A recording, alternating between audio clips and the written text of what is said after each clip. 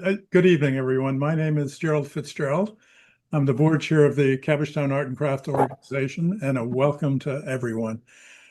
For those of you who may not know, Cabbagetown Art and Crafts is a community-based, not-for-profit corporation run entirely by volunteers. We have no permanent staff. And anybody who's done the show in the past, I'm sure, has seen a bunch of us running around with green volunteer T-shirts.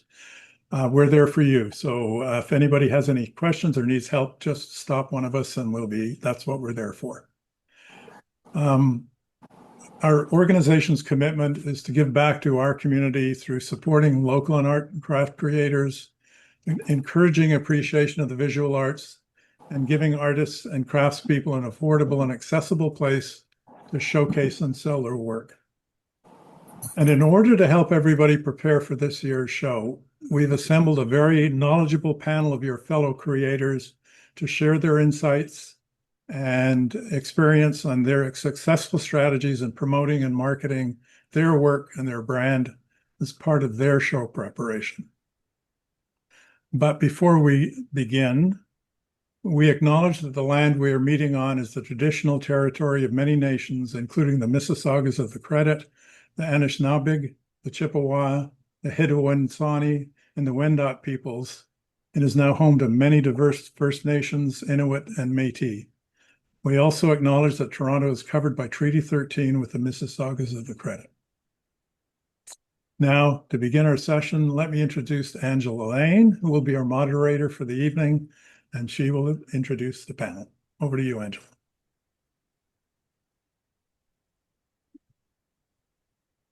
I'm muted. I'm just going to ask everybody to mute themselves if they aren't yet muted. Just helps keep it a little bit easier to hear the panelists.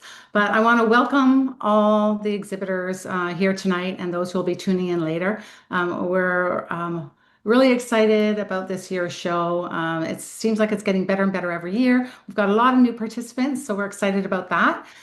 Tonight, we just thought we would introduce you to a few exhibitors. They have all exhibited in the Cabbagetown Art and Craft show, but they've also exhibited in many other shows, and they have a breadth of knowledge they're willing to share with us. So tonight we have Michelle Ross. If you want to just wave or say hello.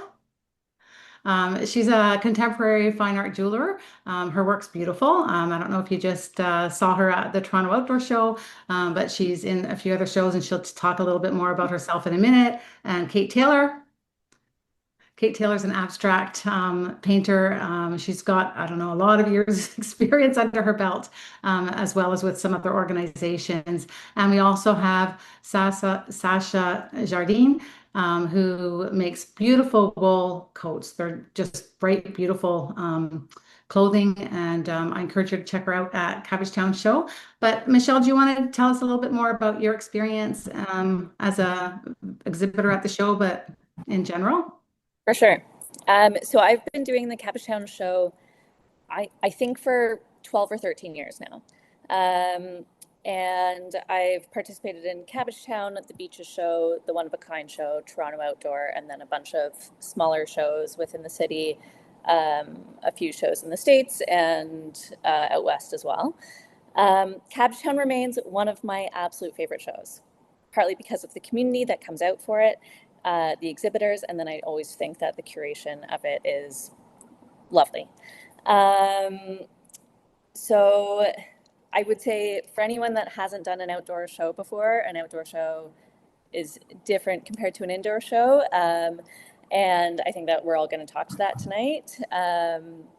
But yeah, like I think that it's a great opportunity to exhibit your work.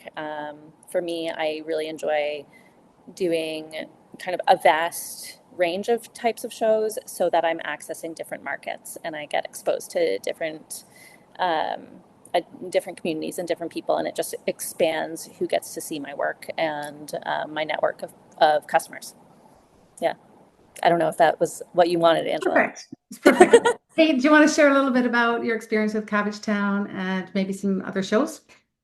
Sure. So I I do probably about 20 shows a year. So I think I'm up at around 300 shows or whatever, including outdoor shows and art fairs in kind of Canada and the US.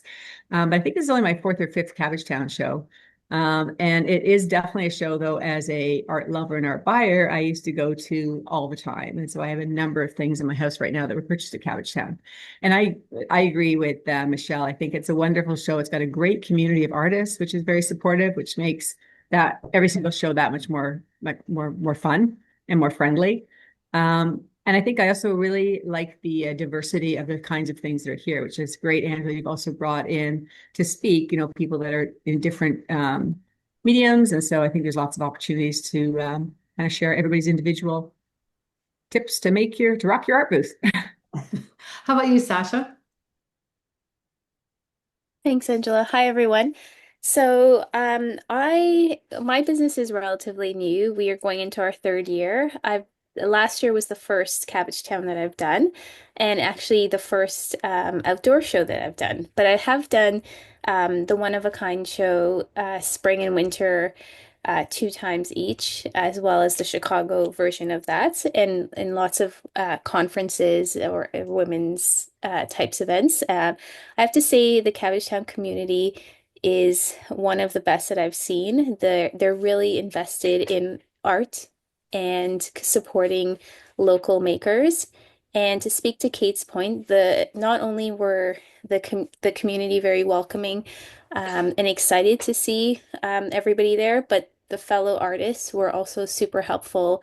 Like I found somebody to help me fill a supply chain gap in amongst the artists.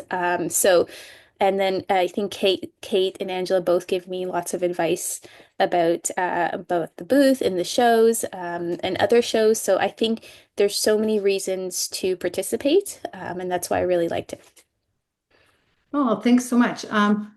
If I'm just thinking that it might be helpful for us as panelists to understand all of you as well. So maybe you can pop into the chat there if it's your first show or if you've been with Cabbagetown for a while, sort of if you're an emerging artist or beyond, and maybe even what your medium is, what you're actually be showing at Cabbagetown, because as we know, we have a breadth of different exhibitors this year that we're excited to see. So if you want to just drop that into the chat, it just gives us a bit of an idea to know who we're talking to.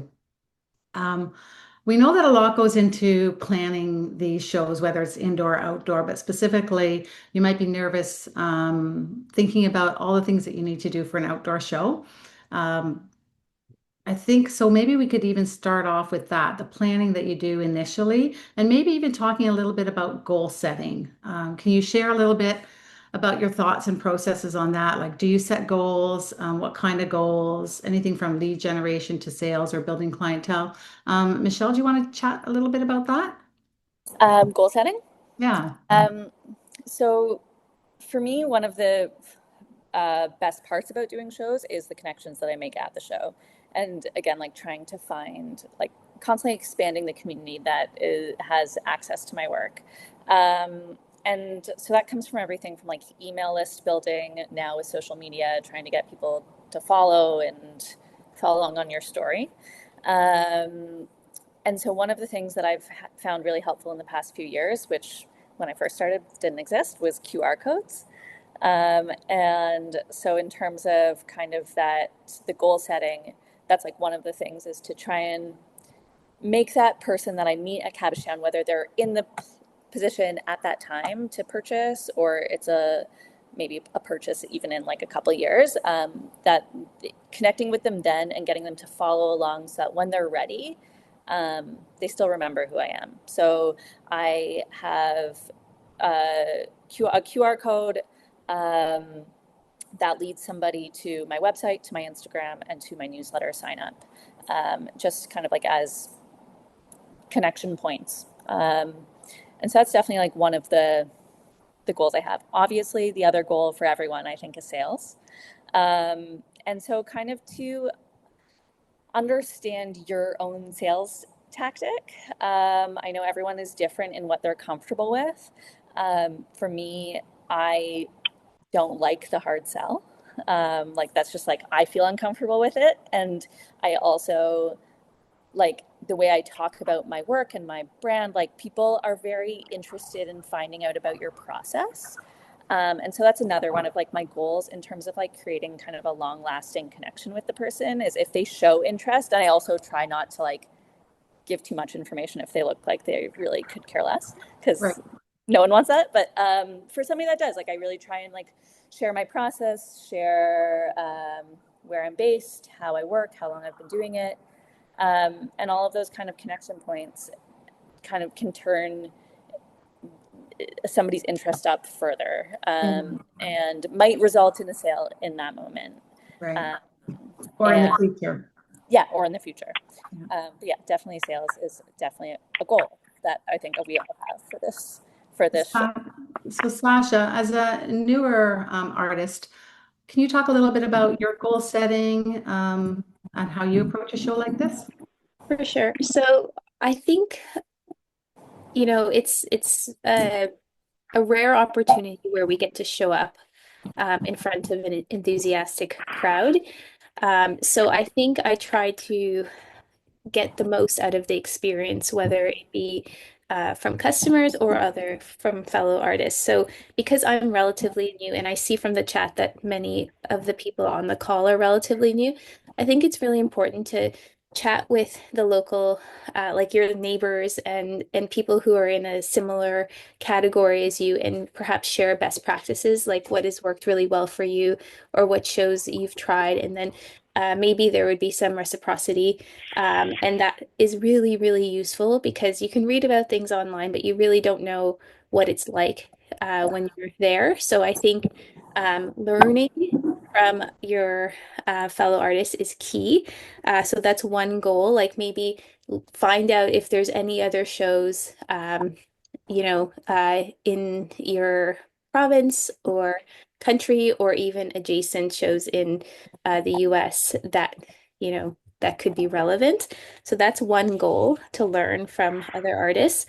Another goal is always, you know, you might sales, I think you just don't know what sales are going to be. I think you can't control that, but one thing that you can possibly control is, inviting people to sign up for an email list or follow on Instagram. There's lots of other ways to support artists, and everybody at the show is there to lend some type of support, or they're enthusiastic about local makers. So you can, always present that as an option. So, if you're ever interested in anything that I'm doing in the future, here's my Instagram if you want to follow along on the journey. And, for my brand, we never have sales. However, once in a while, I'd actually say once a year, we send our email list a thank you coupon code it's a pretty sizable discount that they get to use once. So I'll say, we don't have sales, but if you like what we're doing, you can sign up for our email list. And because sometimes price point is a huge factor in whether people buy, and if they know that there's a possibility that they can get a discount code in the future, they might be interested in following along. So making that a goal, saying, I don't know, you can set some number that makes sense for you. Or, if you have a meaningful conversation and they're going to walk away, just say, hey, before you walk away, are you interested in, following along? So that's one thing. And then I think the other thing is, you asked about prep for the show. And I learned last year that the pool noodles are very important. So, and I say that now because they are available at the dollar store. Because in September, they likely won't be there. Right. So if you can grab yourself 4 pool noodles to pop up the corners of your tent in case there is rain, it stops the tent. I didn't understand this last year. It stops the corners of the tent from pooling. It's strange, but it works. So that was one thing to prepare, and invest in a great wagon that can help you bring your things to and from your car. So those are some of the key things that I did that I think if I knew would be helpful. That's awesome. What about you, Kate? You have a bit more experience at some shows than Sasha. I think we all have a lot of the same concerns, but is there anything that you, when you're setting your goals for your show, just because you've done so many, is your audience already there and they're coming and it's a place to see you, or are you setting different types of goals? So I mean, I agree. As much as we don't want to talk about sales, and I'm like you, Michelle, I'm not a hard sell person. I don't really think you can talk somebody into abstract art anyway. But I do have a yearly sales goal. And so for me, I really try hard to work towards that yearly sales goal. So I don't necessarily put the pressure on myself to have a show goal. And partially that's because I want to be able to show up and be super enthusiastic. I do plan really well, typically ahead of time. I have my list of what I have to do. I have an event kit, so I can literally grab and go. So I don't have to think about, do I have my square reader and do I have all this kind of stuff? Because that I think allows me to show up at the show and be fully engaged. And even if you're tired and hot, I always make a point of talking to pretty much every single person. If I can leave that show knowing I've made a connection to every single person that's come into the show, I know from experience that that will lead to sales down the path. And I also make sure that I have something at every price point. I mean, not everyone's going to kind of see me for the first time and spend $4,000 on a painting. Would be awesome, but it typically doesn't happen. So, but I also know that that person's really engaged. It could be next year's Riverdale, or it could be next year's Cabbagetown where they finally buy. But I want to make sure that I have things that are within every price point. So for people that don't have a large budget, don't have big walls, they can buy something little. Those little pieces act almost as a business card. They live with them for years, and those people very often come back and buy bigger pieces. But I think the key as well is using the materials that Cabbagetown provides to really promote and start promoting early. And, with the social media, like you're kind of preparing, and here's your car that's packed for the show, and these are the pieces you're going to have, and start to generate that interest. I have found people do come back to the show every year. It's kind of one of those things where it's part of their ritual. So you do see the same people, and they will come back to kind of see you and obviously to see other people too. But I do think that it's super important to make sure your preparation ahead of time is really well done and your marketing materials and pieces are in place ahead of time. So. All right. Well, so maybe to remind everybody, there are social media assets in the exhibitor information on our website that people can access, and some of them are customizable, so you can drop your own graphic of your art in that graphic and use that to help promote yourself as well. We're asking people who are interested to send over marketing information. We're building up our marketing plan and building up our marketing content for all of August. So if you do have something and you want to share that, I think we've got a few in today even, please do send that in to us, and we'll try to use the content that you're sending in, but also make sure that you tag us and share and comment on other people's social. But why don't we jump into a little bit about marketing and what you guys are doing as you plan your marketing? Like, how do you tell people you're going to be at the show, right? We need to tell our audience that we're at the show, and our followers, if you've been gathering them at other shows, or maybe it's your first show ever, how do you get those names? But how do you start marketing for the show? Sorry. Yeah, Michelle, you can jump in. Anybody want to jump in? Go for it, Kate. I was going to say that one of the things that I think is super valuable, and Sasha alluded to this as well, is your mailing list is your gold. Instagram is awesome. I lost all my Instagram followers, which means you lose all of your contacts. You don't own those contacts. And so, first of all, I think that it's really important to communicate to the people that already love you, that read your newsletters, that kind of remember that I don't know, went to Spain last month or whatever. Those kind of newsletter people are super important. So one of the things I always do is typically do a draw at my show that allows people to win a little treasure if they join my mailing list. Most of those people do stick. I make sure that those people are contacted at least a couple of months in advance. And at the bottom of my newsletter, I have my next 5 or 6 upcoming shows. So people can always know what I'm going to do and where I'm going to be next. I think that's probably for me, the primary one, and absolutely supporting it through Instagram because that's kind of more of the awareness of the day. But those people that are going to come and buy your bigger pieces, in my experience, are usually people that already know you and already love you.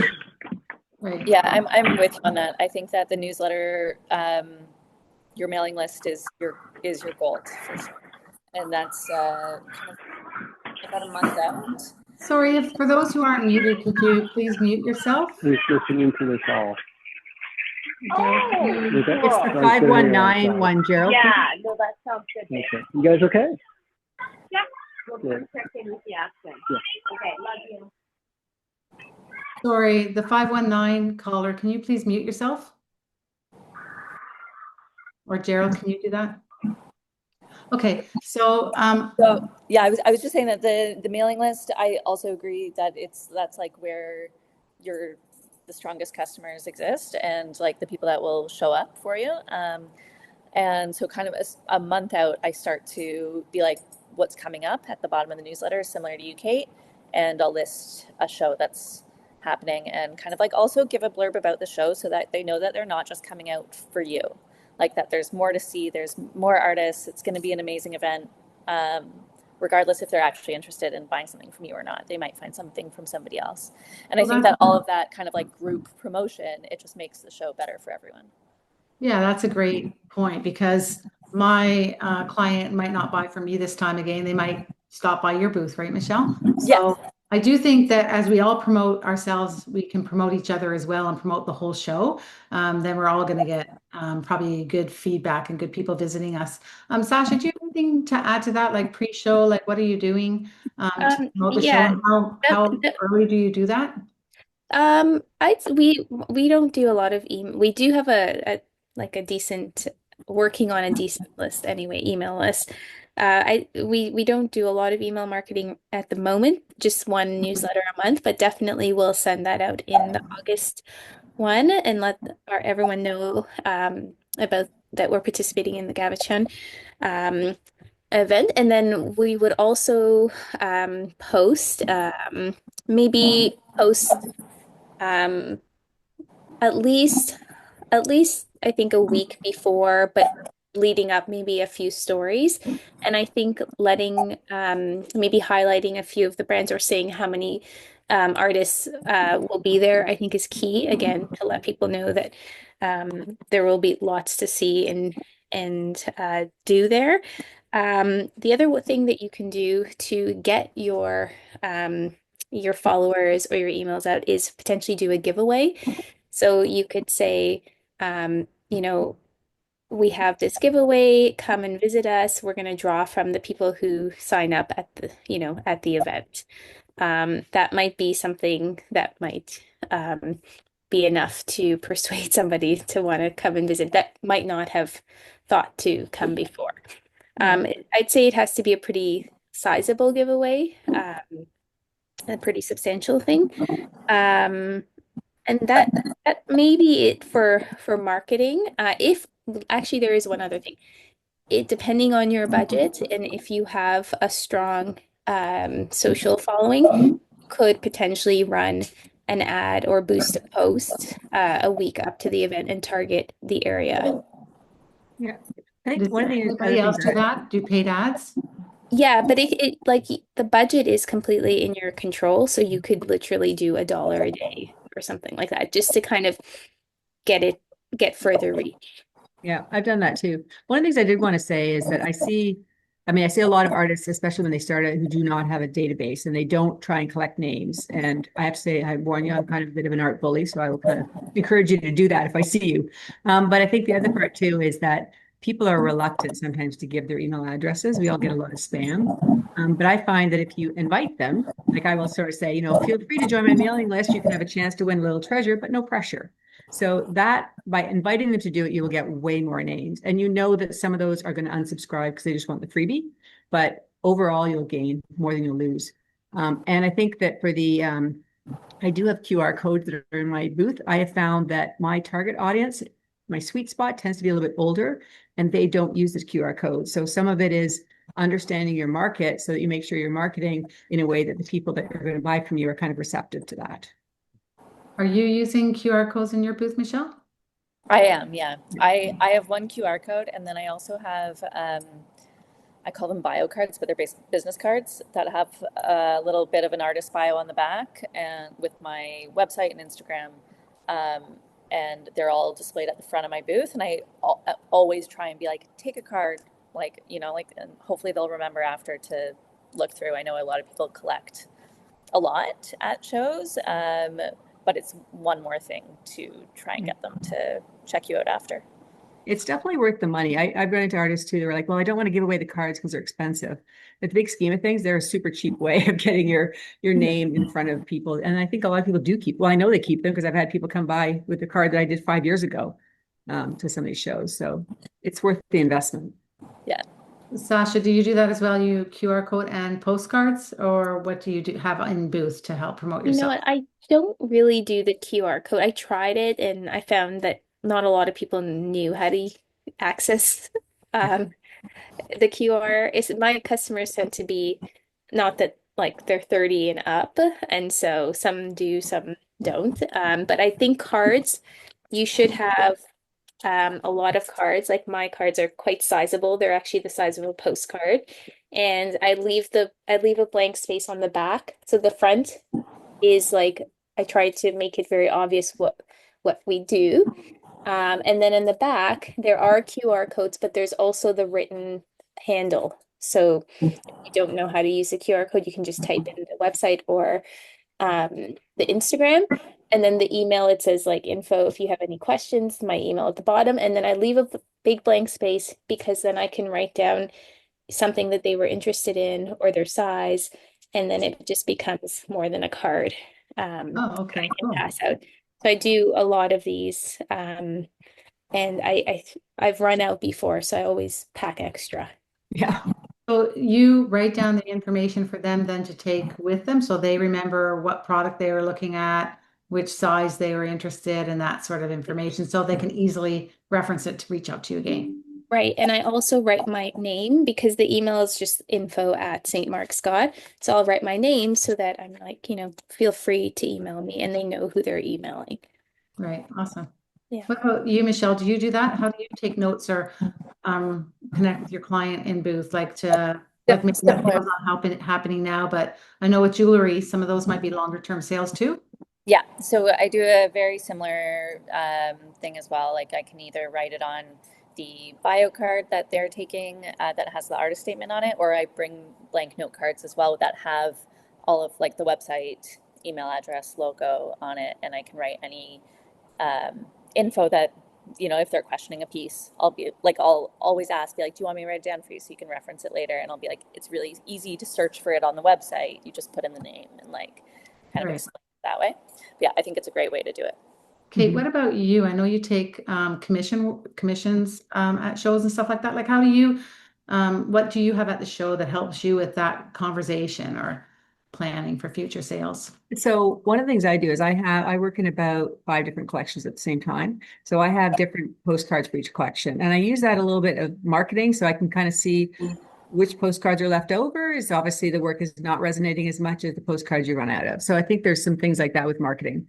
Probably about 40% of my work is commissions. And so shows like Cabbagetown are super critical for me to be able to kind of generate those conversations and hopefully turn them into commissions.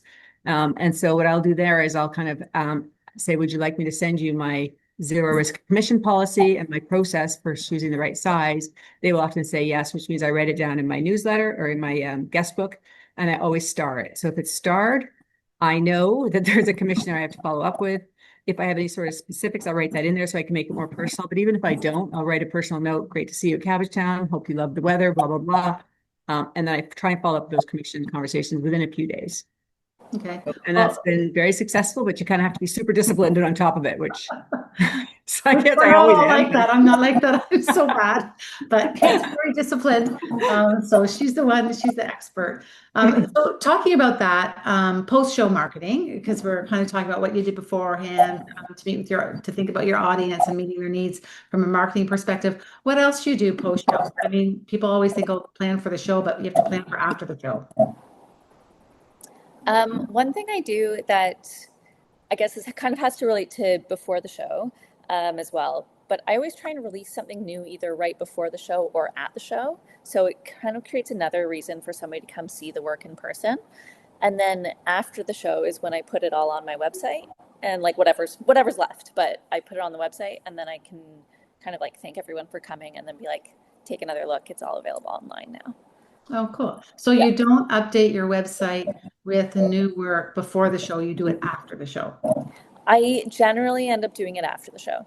And that is partly also just based on like, as somebody, I'll do like a lot of one-off pieces. And I'm like, if I put them all online before the show, it's so much more work than if I just sell through some of them at the show. I don't have to photograph as many things. Right. Okay. And do as much like of the product, like creating the products on my website after or before, like if I wait till after when some of them are sold.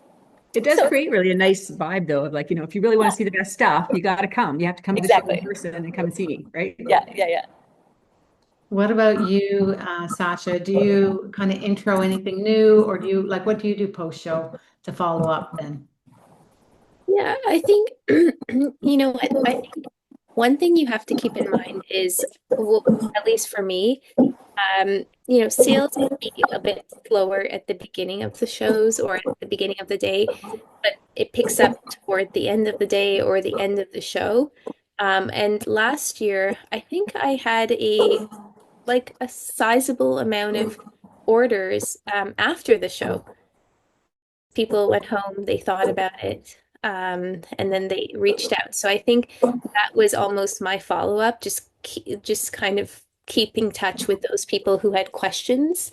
You know, do you still have this? Did you have this size? Is this color left? But otherwise, you know, a thank you, and then following up with anybody who, you know, I made a note with to check on inventory. A lot of our things are are small batch. So people will order something, and then I have to produce it. So that's part of, you know, the post show as well. Sorry, I think there's a few people who might not be muted. If you can just mute yourself if you're not muted, it's just hard to hear the speaker sometimes. That would be great. So if you just want to just double check that you're muted, that would be helpful. Yeah, so I would definitely, as I said, follow up with all of my commissions. I have a status report that I actually insert all the people that I followed up with their names, their contact information, and the show where I first made that contact. And then I'll input all the names from my mailing list and definitely send an update, as well as the winner who won the little treasure. From that, I know I have to psychologically prepare myself for the fact that after that newsletter goes out, I'm definitely going to lose some of those subscribers because they don't really care about the art. They just want something free. That's fine. I've kind of learned to be okay with that. But I think the other thing that I find is really interesting is people will always kind of say at the end of the show, it's like, how did you do? Was the show good for you? As in, did you make sales? And I kind of learned to kind of say, you know, I'll let you know in 6 months. Like I track for the next 6 months, the contacts and the sales that I made that were kind of like initial contacts from that show. And I know it's difficult to know exactly where those contacts came from, but I figured that if they went into my newsletter, they talked to me about a commission there, I'll attribute it to that particular show. And I think it's really important to remember that so that you don't kind of get bummed out if you kind of feel like the sales weren't what I expected, because like you were saying, Sasha, like you had all those sales after the show. So all of a sudden, sometimes it's like, oh, it was an okay show. And all of a sudden it's like, oh my God, it's an awesome show. You know, that's kind of the way it happens. For the last 5 minutes of the show, who hasn't sold one of their biggest pieces in the last 5 minutes of a show? I know it's like this urban myth, but it really happens. Yeah. Well, I'm thinking about that and about your audience. We talked a little bit about marketing, but what do you plan? How do you plan what to showcase in your booth? So this is an outdoor show. You guys all have different types of art that you're going to be presenting. What do you do, Sasha, when you're thinking about what are you going to take to the show and how do you plan what you're going to showcase at the show? It's so hard for me because my pieces are like they're coats and they're large pieces. So definitely always a full length mirror that can stand and at least 2 mannequins. If you're doing anything apparel, you need to show them on some type of form. That's key right at the front of the booth. People will know right away if they're interested if you do that. I think, you know, having racks and tables, one thing that to display everything. As you want to show the breadth of your collection as much as possible, because you just don't know what people are looking for. To give you an example, we do these Canadian wool dusters, and you can get them with these hand sewn on patches, heart patches on the elbow. And I had a stack of those patches because if you choose a duster, then you get to choose your patches, and I pin them on your exact elbow position. I had a handful of customers who just wanted to buy the patches to sew onto their t-shirts or their jean jackets. I had no idea that was even an item that I was selling, but why not? I had a stack of them available, and they're all from my post-production, like they're post-production scraps. So it's a good way to use all the material. So I think having something representative, I know it's a little different from for art because you try to display certain collections, but for me, having, even if I can't bring every single color bag, I have like a little swatch book to show all the colors that we do make, so people can see what's available. Um, And how do you manage sizes? How do you manage sizes, or are they more we general? all, yeah, always try to have at least one representative size for each item. I think that's key. And then one thing that I just started learning about or started utilizing is the vertical space. And I know again, artists have done this, but for garments or if you make accessories, vertical space with like S hooks that can hook on to the very top of the rail. And then if you can figure out some kind of like, think rope ladder or some type of shelving to use up all of that wall space in a really elegant way, that's also key. How about you, Michelle? How do you figure out, decide what you're gonna take to a show? Well, like I mentioned before, I try and bring at least a selection of things that are new, um, so that there's, again, that kind of like excitement about coming to the show and checking it out. The other thing that I always try and do is bring a body of work that feels like it belongs together. And so within there, there's going to be like different price points, different styles, something that's for somebody that wants like the big statement, and also for somebody that wants something smaller, but like visually it all looks like it goes together, because I find that as much as shoppers might see something, like everyone's going to find something that they like, but it'll be a lot easier visually for them to go through what I have displayed if there's a cohesion to it and if it's curated well. And so I will, before a show, kind of like put out my table and do a mock display to see what pieces I actually want to be bringing, or at least like starting to show, because also once they sell, I might not have the same thing to replace it with. And then I'll kind of have like the second round of things that I'll put out. So maybe it's like the same types of styles, but in a different colorway. Or so I try and make sure that there is kind of a story that gets told throughout the pieces, no matter what I'm displaying.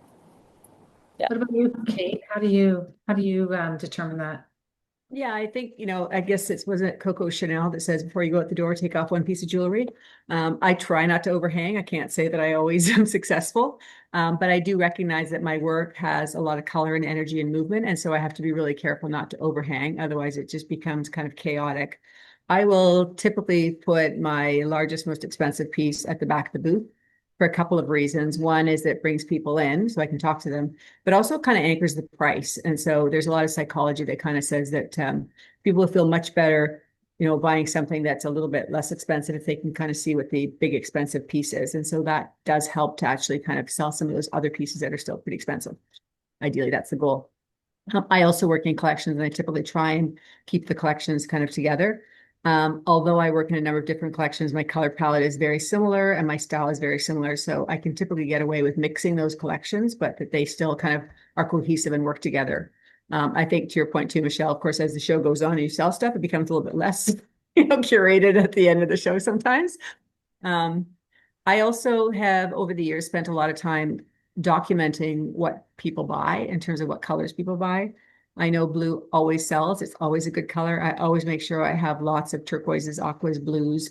And then I will kind of create the punches of oranges and pinks to kind of just make it so that it's not so uniform and creates that punch of color for people that love those bright colors. So again, it's sort of part of this comes from many years of really tracking sizes people buy, colors people buy, what they're attracted to, which collections do well, and then just trying to kind of curate my booth to kind of fit that. Cool. So, Sasha, you'd mentioned, yeah, like utilizing your whole booth space. How do you guys, so you kind of think about the different art pieces and statement pieces that you might want to take to the show and the work that you might want to be selling and the new stuff that you're excited about, new collections and so on. But how do you figure out your booth? So you're in an outdoor space and now you're in this tent. How do you figure out, or how do you determine, I guess, how to present your brand? Like, do you have a brand, and does that, what thinking goes into presenting the whole booth and using your space? Where do you stand? What do you present on? Do you have a chair? All those types of things. Can you share a little bit about your thinking around that? Anybody? I Oh, I was think gonna say, oh, sorry. go for it. Go for it. I was gonna say, I think one of the things that it's a weird psychology with people that they don't want to get trapped in the booth. So I think it's really important. I agree. You want to try and use as much of your space as possible.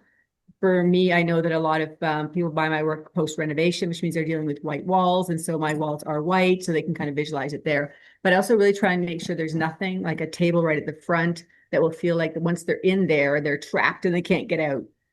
And it's very interesting, the psychology of that, where at One of a Kind, I have a carpet I put down, and people literally stand and lean into the booth. They won't step on the carpet because now they're committing to that. So I think you want to make sure that you don't have like typically a big table right at the front where people will feel like once they get in, they can't get out. I think that's kind of really important as just a really basic, easy thing to do. So easy access into the space so they can see and it's probably different depending on what you're presenting, like Michelle, with jewelry. How do you approach that? How do you present your work? Because it's small.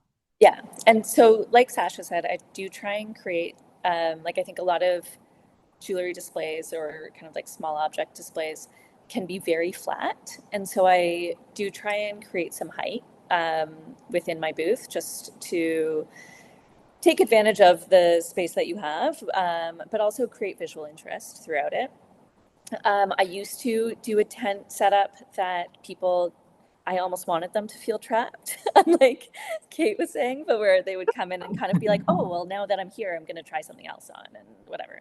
And then kind of as I've gotten older, as I've done more shows, I'm like, I want my space. So I now put a table that goes across the front or kind of, I set it up so it's about 3 feet back from the front of the tent.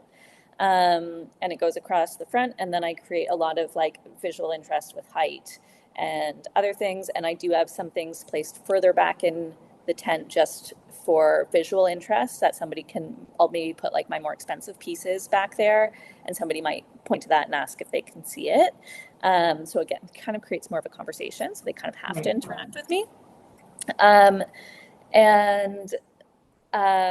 But yeah, I try and now have everything so it's linear along the front. I set it back so that people can step off of the path, because if you've done the Cabbagetown show before, or if you have visited it, the path can get really, really crowded. And so by setting the table a little bit further back, they can like kind of come in a little bit without committing too much and feeling trapped, but they're out of the crowd. And maybe it feels a little bit calmer. And then for me, mirrors are important so they can see what the pieces look like on them. And I'll try and have a couple different mirrors set up at different points within that table, so that people aren't also waiting for one mirror or like, if I had both mirrors on one side, it kind of makes a little bit of a congestion point. And so I try and space them out so that people can see it at different points. So you're mostly utilizing the front of your booth as like a store display, and then the back as like a brand display mostly, and then some higher end pieces that you might. Yeah, I put a big sign at the back of the booth with my name and with an image of like that represents my brand. Um, and then along with, I have these like neck forms that are kind of, like Sasha was saying, it's important for them to see these bigger pieces that are more expensive and everything on something. So it gives them a form to it. And so those will kind of be closer towards the back, but they're still very visible to somebody that's looking from the front. Yeah. And the other thing I do bring, I think it's really important for everyone to bring either a stool or a chair. I personally always go stool because then I don't feel like I can stay seated and still be having a conversation with somebody, and I don't feel like they're talking down to me, or it doesn't feel like an awkward interaction. I like the feeling of being a little bit higher up while I'm chatting to somebody if I want to stay seated. Nice. Awesome. Yeah. What about you, Sasha? How does branding fit into your booth, and how do you think about the audience, the visitors' experience as they come in your booth? Yeah, I will say that Michelle is right about the higher seating. I don't have it yet, but I've been on the lookout for elevated like folding stool or like a bar height stool because I think it's also about your readiness that if you're really low and sitting on a comfortable chair, you you know at the end of the day or toward the end of the day you might not look as receptive to interact if you're kind of cozy on that chair. But if you're up, kind of like resting, semi-standing, I think you're a lot more approachable. So I haven't, but it's on my list. Um, I think having a chair, or I always bring multiple like stools or chairs, like just normal height ones, like table height, because oftentimes people will want to come in and they'll be with a friend who wants to just sit and rest. Or if they're trying on something, they need a place to put their things. So I think having that extra spot available is super helpful so that the person that they're with can be comfortable while they're shopping. Um, in general, I love the idea of symmetry. So, like, I'll usually have two forms at the front, and then I'll have a giant sign or focal point at the back to balance that out. I also think it's important that, right, their first impression of you is important. So, it's always my goal to inspire and delight anyone who sees my booth. So we'll have we have these almost life-size sheep sculptures, and a lot of people respond well to seeing these sculptures, especially because there's real sheep behind the tent last time they were actually behind there buying. So that was lovely. So and then, just having whimsical touches. So for example, we make these floral brooches that, you usually wear on a shirt, but we did something just a little bit different. Like we've covered the head of the mannequin in them. And it's not a typical way that you would wear it, but it just almost grabs attention and delights customers as they walk by. And then, this is how we actually wear it. So thinking of those magical moments that you can create for people, I think is really special. I think too, unless you have a real reason not to, I think having a white tent is pretty important.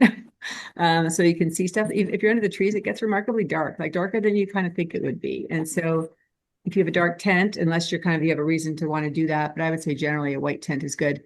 And the other thing is, like Michelle and Sasha have both mentioned it, because I think they have their branding that takes up the back of the booth. As an artist, you don't necessarily want to take that space with signage, but you do need some sort of signage, like whether or not it's at the front of your booth or hanging from the inside or structure of your tent.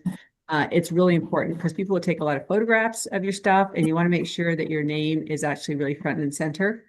And I also always have my name on all my price tags. So if people are interested in a piece of art and I encourage them to take a photograph of the art, encourage them to take a photograph of the price tag, and the price tag has my name on it so they can find me again. Because you'd be amazed at how many people are like, I couldn't find you. I lost you. I saw you. I'm like, well, I was still there. I didn't move. It's a big show. And, people get overwhelmed. All right, well, that's a lot of really good ideas to make your booth space really inviting and comfortable for people to come into and visually look at. what you're selling and engage with them. What can you share? Can you share a little bit about how some strategies for engaging with the public and with your audience? Because maybe some of these are new people, some of them might be existing clients that are coming in to see you, but there'll probably be a lot of new people that will be just experiencing you potentially for the very first time. What are some of the strategies you use for engaging and having meaningful or developing those meaningful relationships that we've been talking about? Michelle, you look like you're going to chat. I didn't want to interrupt you again. So I I really try and gauge it person to person. First of all, like there's definitely a lot of people that walk through this show and all shows that have headphones in. And to them, I'm like, you're going to take your headphones out if you want to talk. Like, otherwise, we can just smile at each other. But I do try and, like, if somebody is looking at my work, I always try and say, just even like, hello, or try and make eye contact, and I smile. One thing I don't wear sunglasses, even if it's a really sunny day. I think eye contact is really important. Or if you need to wear sunglasses, wearing like lighter lenses so that you can still see your eyes. And that way, even if like you don't feel like they might be the chattiest person, you can make eye contact, you can still smile, and it's a immediate point of connection. I honestly usually try and talk about the show before I talk about my work, unless they're like very, like really honed in on a specific piece that they seem really interested in. If they look at something specifically, I might just try and engage them with like a little bit of information about that specific piece rather than like, again, like the sales pitch about my brand. Like I'm a soft seller. Let's say. But yeah, like I think that eye contact and smiling, and looking engaged in your booth, like to start with, those three things will get you pretty far. Yeah, I agree. I think I actually try, and if I'm going to do an Instagram post, which is important while you're doing the show, which is also hard, I try and step out of my booth because then it looks like you're not necessarily engaged. And I think I totally agree. And I think you kind of start to know what is it about your work, regardless of what you do, that attracts people. So for me, it's often color, and I think for you, Sasha, as well. Obviously, if people don't love color, they're probably not going to come into your booth, right? And so I will kind of make connections with as many people as I can, but I'll often mention something. So if someone's wearing this really cool pink purse, I will talk about the fact, oh, I love your purse. It matches my booth, like something like that kind of connects you to them. I totally agree with the sunglasses. It's sometimes really hard not to wear sunglasses, but I think it is really important too. And if someone is not sure, I think you have to read body language. There's some people that just want to look and they don't want to be addressed. But I will kind of often will say things like, my work is about capturing the beauty of joy of nature. It's like, let me know if you have any questions, and I back off. Right. So it's enough that gives you a point, especially because my work's abstract and a lot of people don't really know how to navigate that. It gives them a starting point to start conversations without them feeling like they're going to ask a stupid question, which I think is really critical. Oh, and I want to say one more thing, because I think this is why we do outdoor shows, is because people want to buy from people that they like and they connect with. So they're buying you as a brand and a person as much as they're buying the product that you make. And you have to really remember that when you're kind of communicating here. Yeah, I agree with that. And I really agree with the point of not being on your phone, or like, like when somebody's sitting there in their booth on their phone or reading a book, which I know like some of these, sometimes you're trying to pass the time because there's not many people there. I think specifically a phone looks really like, I don't want to be talked to. I'm not going, And people say that, like, oh, I don't want to bother you. I'm like, yeah, bother me. I'm here for you to bother me. Yeah. Yeah. For me, I like, again, it's different for various artists, but if you have something that you can wear or display, that's I think really important. So it's a conversation starter. So wearing a piece or wearing a brooch or a bag that you are trying, like, that you've created, I think that's a way to start a conversation. Having like your one sentence statement about what you do and why you do it, I think is really key. Like Kate said, so we're a made in Toronto woolen company, and we're obsessed with bringing wool back.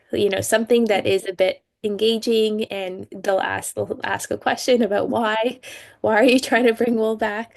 And then also having a few questions ready to start a conversation. So, do you have a connection to wool? Like some people, they had an aunt who had a farm and had, some hobby sheep. So there's various reasons why people can be in your booth. So kind of, I think part of this is experience. So over time why someone may be, or you suspect why they might be looking at something in your booth. And so kind of just asking those questions can start the conversation.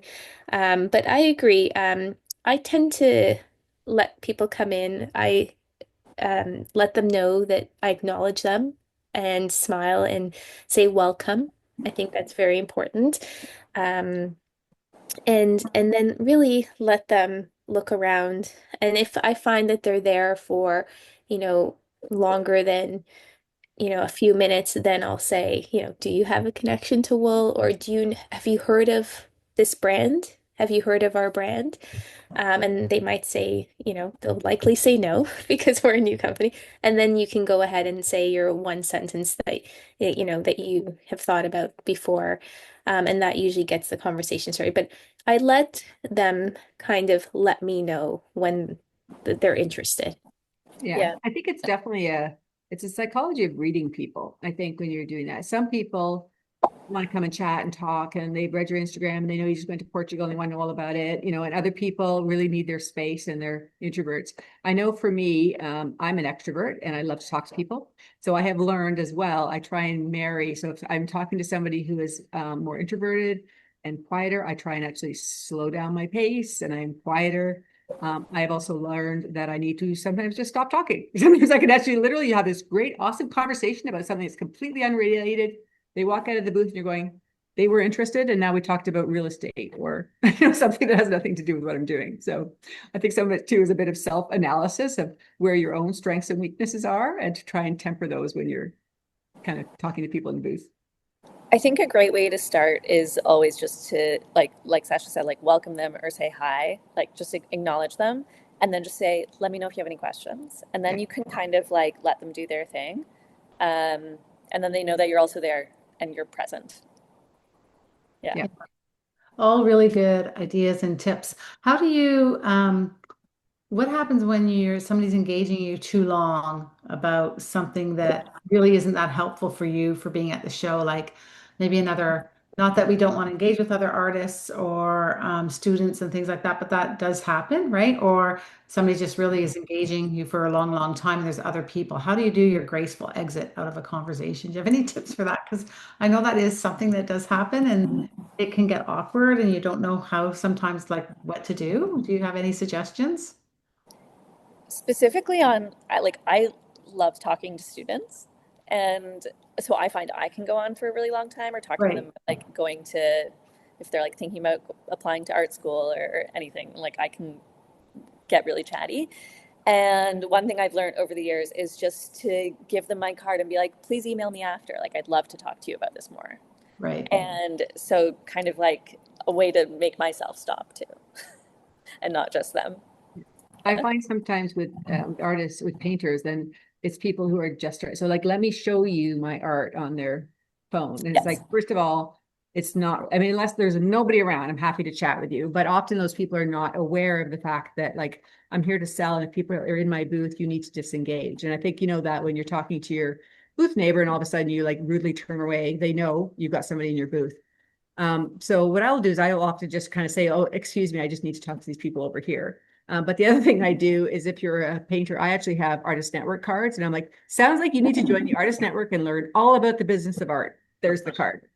And that's a good way of actually providing them with some really good resources.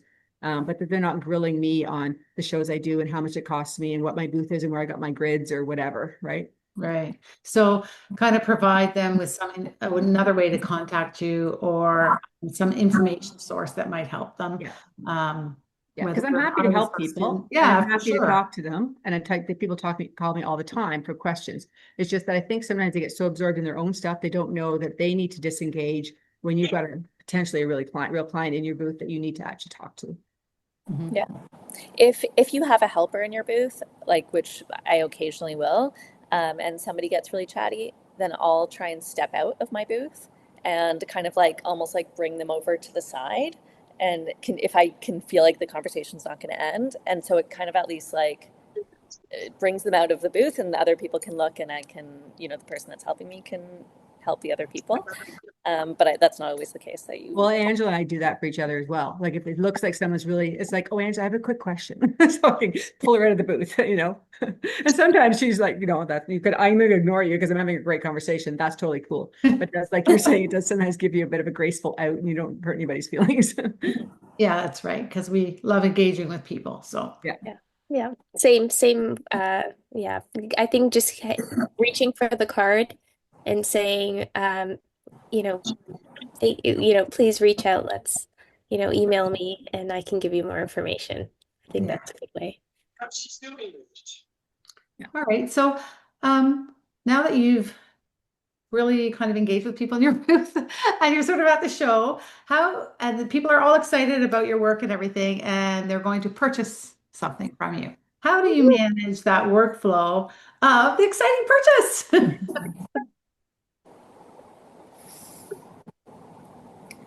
I feel like for small goods, it's probably very different than Kate, like for somebody who's a fine artist.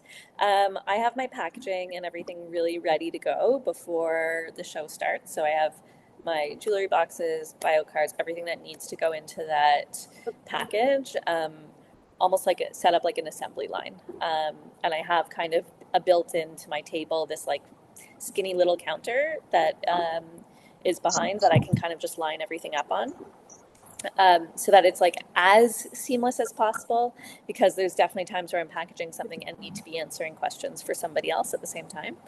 I use this at the moment, at least I use the Square terminal, which I might be changing, but and so it's for anyone that hasn't used the Square terminal yet, it's very self-contained. So I'm not never handing over my phone to somebody to put in their PIN or anything, but so I can put the like the sale on the Square terminal. I pass them the Square terminal.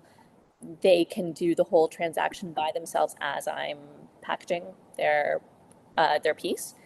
One thing that I have learned the hard way is always make sure the transaction has gone through before you hand them your piece. And I don't think that, like, when it's happened to me, I don't think it was purposeful or anything. I just didn't notice it was declined. They didn't notice it was declined. But so kind of like to remember all those little touchstones, um, and that flow. But I find being able to give them the terminal to process their transaction allows me the space to then package while they're doing that. Yeah, I have so I like to celebrate every sale. It's a little bit different because it's obviously not the same volume as what you're dealing with, Michelle. So even if someone buys a small painting, I love to have a picture of them holding up their painting. And I always make sure that my art is in the background because it makes a better Instagram post. But that does actually a couple of things. First of all, I take the picture of them with holding the painting, and I take a picture of the back of the painting. So it helps me to track what I've sold and when I've sold it, because I can track that photograph back to my Square payments in terms of the times it has gone through, so I can make kind of do my accounting properly. I will typically have anything larger. I have a price tag on it, and on the back of it, I write the day that I sold it. So it's kind of sometimes helpful to know of a 3-day show, which was the most profitable day, how they paid, and what the full amount was. So if I gave them a discount or anything, that I kind of know that, and then I kind of just stick it on the wall. But I think that's really, for me, it's been a godsend to take everybody's picture, because there's times when it's super busy and I lose track of stuff. And that way I can go through, oh yeah, okay, I remember selling that one. I remember they paid cash. This person paid Square. That person paid e-transfer. Because it can be kind of writing the transaction and the day on the back would help you manage that transactional stuff post-show as well, right? Like if you're getting your accounting figured out again. I just want to mention, not that I want to cut off the conversation here, but I don't know if I said, if anybody has any questions, please pop them in the chat or put up your hand. I should have said that right in the beginning, and maybe I didn't do that. Sasha, how do you manage your sales at shows? Oh, I think she's on mute. She's dealing with something else. Anybody else want to keep Oh, chatting? sorry, I'm here. That's okay. So a similar, I have a iPad that is the dedicated company iPad and a little square reader.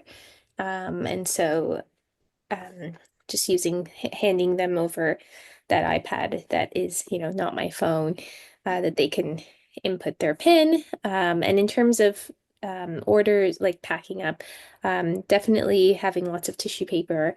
And one thing that I've realized that's super helpful is to have a surface, to an semi-open surface that I can fold um, fold the garment neatly and wrap it in tissue and have various different bags available. I have in the past, it's a good problem to have, run out of bags and tissue. So always bring more than you think. Um, and that's pretty much it. It's not too if you have the time, make sure everything is labeled clearly, because sometimes half the questions end up being, what's the price of this? Um, and so sometimes people won't ask and they'll just walk out. So if you can have everything with a price on it ahead of time, that's also very helpful for you and the customer. Yeah, I Yeah. think there was a whole trend there that there, especially with art, it's like, well, don't put your pricing on, so people are forced to engage and ask you. And I just think that you're losing opportunities because a lot of people are nervous. They're afraid that they're going to say, I love this painting, and then it's way more than they can afford. So it's always better, I think, to kind of have the price there. I also for my larger pieces, I do a payment plan. So that people have the opportunity to kind of pay it over 12 months or whatever, instead of having to pay it over immediately, which I think helps. For packaging, I don't package my large pieces because sometimes I'll have to deliver them to their homes, and sometimes they just want to kind of carry it out. And so I haven't quite been able to figure out a good packaging material that doesn't take up a huge amount of space if you're selling like a 40 by 60 inch painting. So any suggestions? I'm more than open. How do you manage your pricing, Michelle? Do you post all your pricing? I have a price tag on most of my pieces. It's, I guess, a combination of, like, my setup is a combination of stuff that people can pick up, which I find for me very useful because a lot of my pieces are very tactile. Um, so they can pick up, and the price tag's either like a price tag on a necklace or an earring card, and the price is on the back. I have a bunch of stuff that's also under kind of plexiglass, and they generally have to ask me how much those are. But I try and have, like Sasha was saying, everything priced. And so even if it's me that has to tell them the price, I'm able to tell them very quickly just by looking at it. Yeah. How do you manage questions about pricing or discounts? Do you guys do? I know Sasha said she doesn't do discounts. I also don't do discounts. Okay. And I don't do like cash sales either. Like I'll take cash, but no matter what, I charge HST on top of it. Yeah, I take cash. If people are paying something, I encourage them to do e-transfer versus PayPal, just because you can save kind of the fees. What was the question? Sorry. How do you manage like people asking for discounts? Because I know that Yeah. happens in the art world quite a bit. I don't know if it happens with other. Yeah. I mean, I think that if someone buys multiples, I have to tell you, I'm more likely to give someone a discount. And I typically don't discount my work, but if someone buys 4 little treasures, then I will give them a slight discount. Seems kind of fair. There are sometimes people that will come and ask for 50% discount. Like they'll say, well, the art gallery takes 50%, so I'll give you 50%. And I think you just have to kind of find a funny way of kind of going, well, the art gallery sells for me. Like you're not going to sell for me while I'm at the cottage. So that doesn't make sense for me. Or kind of a funny way of sort of trying to work around it. I do find, again, people will ask the price and how long it takes to try and figure out what my hourly rate is to see if I'm super expensive or not. And, that's kind of the classic, how long did this take you? It's like 40 years, that's how long it took me to figure out how to do this so I could do it quickly and efficiently and consistently, So I think you do have to think about that. Some cultures are an ask culture. They will always ask for a discount. And I think that over the years, I've learned not to take that as being kind of offensive, but more the fact that's just the way that they work. And I'll just kind of say, hey, sorry, like I don't discount my work. And most of the time they're okay with that. What about, Unless it's a super big sale and I really want to make it, and I kind of figure, like giving a 5% or whatever will kind of close the deal. Sometimes again, people want to have the deal, but I would say I would never discount substantially. It would be just a small amount on like a $4,000 painting. So it's kind of, you feel like you can give a little bit. what about setting your pricing? I was just thinking we have a lot of newer exhibitors. Newer exhibitors, but also this is the first, I don't know if it's their first outdoor show, but they haven't been to our show before. How did you determine, like in your planning and everything, and maybe this goes back to many years ago or shows, how do you figure out your pricing? I think it's always really, really hard. And I think that obviously with someone like with jewelry and things like that, you have your material costs are a huge portion of what your final cost is. For painting, often that is less the case. And it's always easier to raise your prices than lower them. So I think I would just caution to, if you're starting out and you're really trying to get as many of your pieces into people's hands as possible. So now they're on someone's wall and someone comes over for dinner and like, oh my God, I love that painting. Where did you get it? I got it from that person. That's all kind of part of when you're first starting out, I think. And so I'm not saying give the work away, but it's better to have it at a price that is affordable and easily consumable for people. And then as you kind of are more established, then your pricing naturally goes up. But you bring your customers with you, so they kind of start to expect your prices are going to be more expensive. It's extremely hard if you've made a strategic error and you've put your pricing too high to bring it back down again. So it's better to go slowly. How do you research your pricing, Michelle? Like Kate mentioned, material is a big part of my costing. I have a whole costing structure of how I determine my prices. Whether I stick to that or not is a whole other question. I I think that I'm one of the more expensive, at least like non-fine jewelers at the show. Right. And that has just been from like understanding the amount of work that I put into my pieces over the years. Definitely my price has gone up, as Kate was saying, over the years. Um, Materials gotten more expensive. Uh, like, yeah, everything has gone up.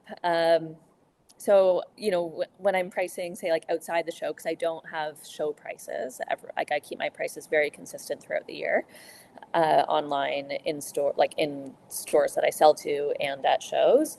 I also look at who I think of as my competitors and kind of like where they're falling into the price point. Um, I don't think anyone should also like undercut themselves. I don't think, selling your work for too little doesn't do you or the customer a service, because then they're like the next year when you need to raise your prices because you realized you weren't able to live off of that. Like people are going to be confused. So yeah, I think everyone does it differently, and also every category, every medium is going to be priced differently. Mhm. Yeah. Not a great answer. No hard rules. Well, it's difficult. It's one of the questions, as people might not know, but I've organized shows for a long time. It's one of the biggest questions I get from new artists is pricing, how to figure out pricing. Sasha, do you have any words of wisdom regarding pricing? For me, I do have hard costs. Price it more than you think. Just because there's more costs than you think. Um, there's marketing and transportation and just office supplies that have you don't factor in when you're pricing it. The other thing which I think some Kate and Michelle mentioned is having an assortment. So maybe someone really loves the fuchsia coat that you have, but it's not in their price range right now. So they can walk away with another tiny little piece of something fuchsia. So definitely having that range, I think, is that accessible piece is really, really important. And of course, market research, seeing what similar artists. I know it's difficult with art, but seeing what the range is for like, tiny treasures versus, like a 24 by 24 piece, something like that. Right. Yeah, I think that also allows you, if someone is trying to discount or negotiate, then if they're like, I like the 24 by 24, then you can kind of say, well, if this is what your budget is, then I can offer the 18 by 18 or the 12 by 12. Like, so that also kind of helps you to sort of basically in a subtle way say, I'm not willing to negotiate my price on that, but if that's your budget, I respect that. And therefore there's other options for you. All right, well, we have about 10 more minutes here before we're kind of close out the discussion. I guess we're going to have another orientation for everybody who's on the call here in regards to specifics about logistics, about what to pack and what to expect and load in, load out, and so on. But do you guys have any tips? I know that Sasha, you mentioned one right off the bat with those pool noodles in the corner of your booth, but things that you think about to consider transporting your work to and from the show, as well as like end of close days, like how do you close up your booth, and thinking about moving your items, what to rent, what not to rent. Do you have any like words of wisdom, like the things that you've really noticed at shows that really make a big impact? I think, Michelle, you were talking about like, what do you do with your extra stuff at the show? Because you want to keep your booth clean. Yeah. Maybe you want to just talk a little bit about that. I always find that, like, for me, how I set up everything at the front, but even before when I did have it more of a booth that people could come into, storage was always a big thing for me. Like, where am I storing my extra things? Where am I storing like my lunch, my personal belongings, the tarps that I cover my tables with at the end of the day? And I think it's really obvious when somebody has a messy booth. And so really thinking about those storage solutions before the show starts, so you're not trying to like scramble and figure it out in the moment, is really important. And I think that having a kind of a thought through clean booth, and I don't mean clean by like minimal or anything, but just like where all of those little things are away, shows that like you really value your work. I think it translates into sales even. Like I think that it's just part of the whole experience of coming to a show. And when somebody has a messy booth, you're maybe, I don't know, it might detract from somebody engaging. Yeah, so storage solutions, think about those before the show happens. My father used to always say, prepare for the worst and hope for the best. And I think that is a good way of approaching these shows. So, it goes rain or shine. And sometimes I've been in shows where it's hailing and you're like in June. So I think you need to prepare for all those things. Like, bring your raincoat and bring your sunscreen and bring your water and emotionally and mentally prepare for the fact that the weather could be really horrible. And it doesn't necessarily mean the show is going to be bad.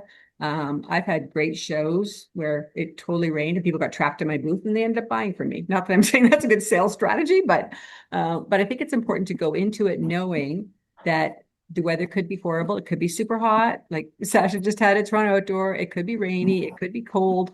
But you still have to stay really positive and sparkly and, kind of always put on your best face. And to do that, I think it helps if you've already kind of mentally gone through all the things that could go wrong and prepare all the support for it. So you've mentally gone through that exercise. So when it happens, you're not kind of taken unawares. Mm-hmm. That's a great point. So one thing just to point out, Cabbagetown, the way that the booths are set up, so if you had like a plastic bin or something like that, if you do have a solid wall at the back, for most cases, that back wall is not visual to the public. Sometimes it is, so think about that. We ask people to not go beyond their booth space, to stick out into the aisle or to go beyond the width of their space.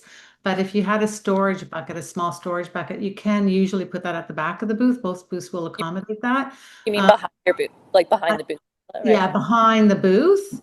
But I would say make sure that that's super tidy.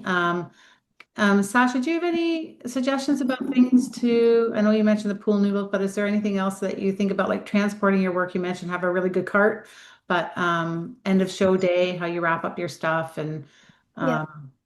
So I bought one of those wagons that a lot of people have these collapsible wagons, but because I sell coats, I bought one that the length matches the length of the coat, so it's quite long. If anyone's seen me wheeling it around, I think it's like 5 feet. It's huge, but it's just perfect because at the end of the shows, I pack up. I have everything in a bag. So if you have bigger pieces, Christmas tree bags are really great. They're inexpensive, so you can get, they're heavy duty and they're large. So you can lay everything in flat and it reduces how many wrinkles things get. So Christmas tree bags, um, and it's like I think you can buy them for like $10 online, something like that. Um, or IKEA has some decent size ones, like pretty large ones with sturdy handles that you can, put everything in. To Michelle's point about keeping things organized and neat, IKEA has these um, large hampers. They're fabric and soft, but they look like linen almost. And you can put all your miscellaneous goods or your bins in them. And even if they are visible, they look really neat and clean. The other thing is it's not my favorite aesthetic, but if you have a really lovely tablecloth and then use that table space. So use that space underneath the table to hide your lunch or your purse and all the packing things that you need. So those are some of the things that I found helpful. I think that's oh, and nutrition. So make sure you packed yourself lots of snacks, some gum, uh, and uh, and that for you have all the things that you need to have to keep going throughout the day because it can be long and you might not be able to get away.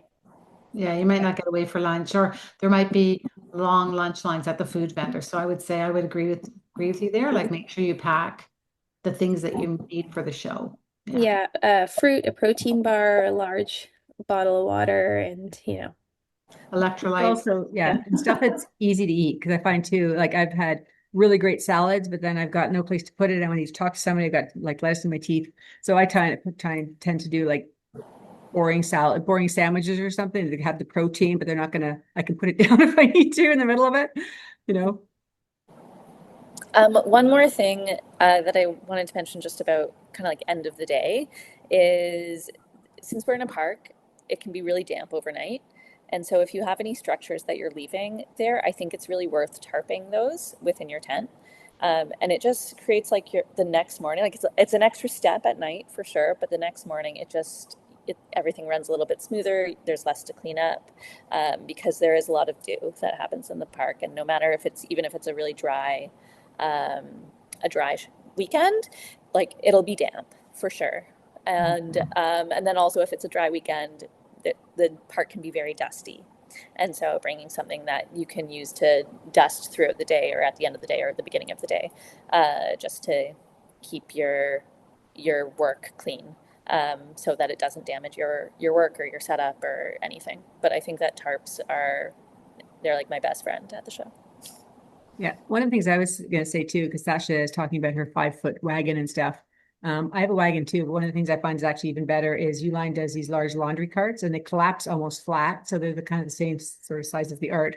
And you can put anything in, I think they're about 30 inches by about 24 inches or 18 inches. And so you can put a lot of stuff in there. They've got little wheels, and because Cabbagetown, the tracks are usually concrete, you can actually you can use those tracks. And it's also nice because you can then store all your boxes and stuff there. And I used to put a little tarp on the back and put it behind my tent. So it's nice and neat, but it's also everything's super accessible. Yeah, that's great. So there's a question in the chat here. I'm just going to ask you guys to answer for a second, but while we're doing that, I just want you to think final thoughts. What's the one thing you hope people take away from this conversation that you think is really, really important to having a successful show? Like if you can give one piece of advice. So just think about that, and I'll ask you guys all to chime in here to close out our panel discussion. Somebody is asking here about printing and how many do you print in regards to, I think, postcards and business cards and so on. And I think, Kate, you mentioned Vistaprint, but does anybody else have a suggestion in regards to quantities or where they get printed, their stuff printed? I get everything printed at TPH, like the printing house. I find the prices can be really comparable to Vistaprint, or I think Moo, if they still exist, is a little bit of a higher end printing place. I honestly have no idea how many cards to bring. I always bring as way more than I think I need, and because especially on that last day of the show, I just want to be giving out cards to everyone because I'm like, they're probably not going to come back. Like the first couple days, I'm like, maybe they're going to come back on Saturday. I also think that this show is one that is a very community show. So you get a lot of people that come every single day to the show, which is lovely. But so on that last day, I am just trying to give a card to anyone I talk to. So I bring way more than I think I need. All right, and since you're chatting right now, Michelle, do you want to give us our last words of wisdom? Your one insightful thought that you want to share with people? Come in with a positive attitude. I honestly, I think that, I know Kate mentioned it earlier, that like shows can be anything. Like the weather can be not what you expect. There's so many factors as to whether somebody buys something or not.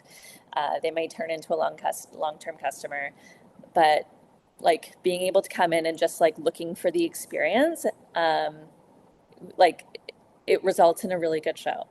And connect with your fellow artists as well. Like that's the best part about doing these shows is the networks that you build. Yeah, I would agree. I mean, I would say the big thing is have fun, like enjoy it. Like consider the fact that, you get to be here and showcase something you've created with your own hands, and people are kind of giving you this positive feedback. And part of that fun category is building your network of other artists and communities. And you'd be amazed how you see the same people in like different shows, and that makes it really fun to do. And I think that, I always think that's one of the reasons I'm doing this stuff, because really, if I wanted to make lots of money, I could probably do other things versus this job. But it's super great to do it. And I think it's fun to be part of a community that's so incredibly supportive. And the Toronto arts community is really, really supportive, and they will help your neighbor. And I think that's also, we're very blessed to have that here. And Sasha, last words?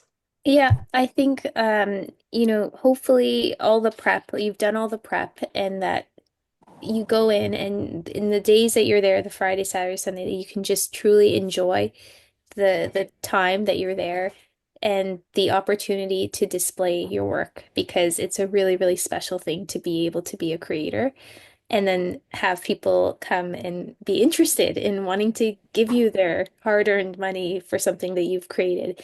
So I think try to prep as much as possible so you can just be there and be in the moment and enjoy it.